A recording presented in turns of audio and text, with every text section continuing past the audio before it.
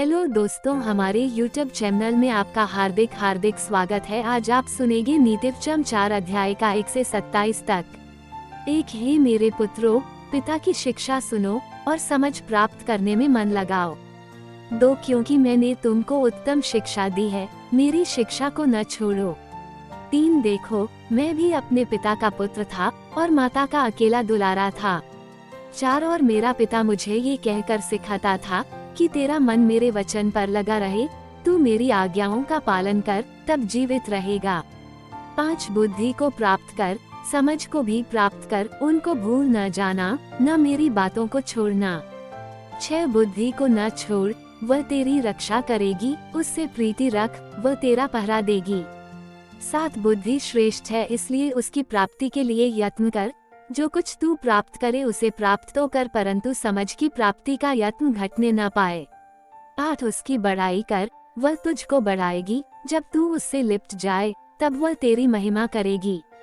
9 वह तेरे सिर पर शोभायमान भूषण बांधेगी और तुझे सुंदर मुकुट देगी। 10 हे मेरे पुत्र, मेरी बातें सुनकर ग्रहण कर, तब तू बहुत वर्ष तक जीवित रहेगा। 11 मैंने तुझे बुद्धि का मार्ग बताया है और सीधाई के पथ पर चलाया है।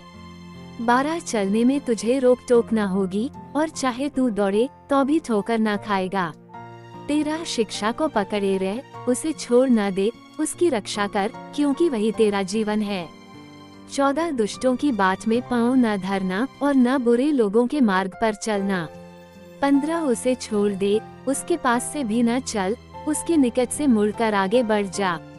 16 क्योंकि दुष्ट लोग यदि बुराई न करें तो उनको नींद नहीं आती, और जब तक वे किसी को ठोकर न खिलाएं तब तक उन्हें नींद नहीं मिलती। 17 वे तो दुष्टता से कमाई हुई रोटी खाते और उपद्रव के द्वारा पाया हुआ दाखमधु पीते हैं। 18 परंतु धर्मियों की चाल उस चमकती हुई ज्योति के समान है, जिसका प्रकाश दोपहर तक अधिक अधिक बढ़ता रहता है।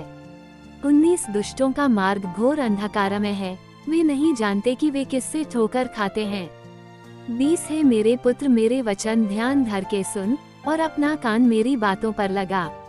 21 इनको अपनी आँखों की ओट न होने दे, वरन अपने मन में धारण कर। 22 क्योंकि जिनको वे प्राप्त होती हैं, वे उनके जीवित रहने का और उनके सारे शरीर के चंगे रहने का कारण होती हैं। 23 सबसे अधिक अपने मन की रक्षा कर, क्योंकि जीवन का मूल स्रोत वही है। 24 टेढ़ी बात अपने मुंह से मत बोल और चालबाजी की बातें कहना तुझसे दूर रहे। 25 तेरी आंखें सामने ही की ओर लगी रहें और तेरी पलकें आगे की ओर खुली रहें। 26 अपने पांव धरने के लिए मार्ग को समथर कर और तेरे सब मार्ग ठीक रहें। 27 न तो दाहिनी ओर मुड़ना और न बाईं ओर, अपने पाँव को बुराई के मार्ग पर चलने से हटा ले। आमीन।